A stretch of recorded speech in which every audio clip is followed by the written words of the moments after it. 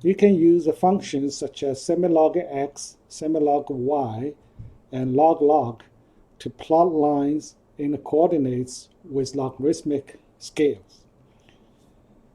For example, we have an exponential function, and I'm going to select the x in the range from 1 to 10.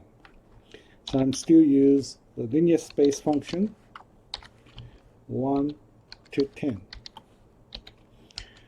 And then I will calculate its exponential value. After that, I'm going to plot it.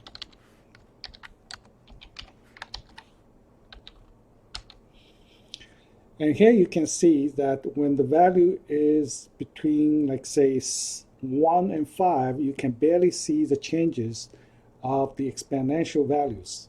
So in this case, if we use a log scale to the y-axis, then you can basically look into the details when the x value is small and kind of compressed this details when x value is big.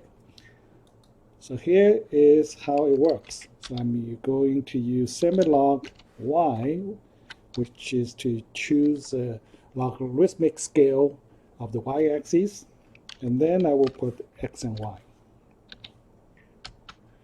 And in this case, you will see that the exponential curve has become a linear straight line. And this is because we choose the logarithmic scale on the y-axis.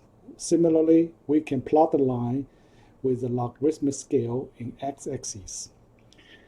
This time, I'm going to choose the x vector that covers a bigger range. For example, I'm going to go from 1 to 1,000 with 1,000 data points. And the function I'm going to use is a log function. And I'm going to plot it.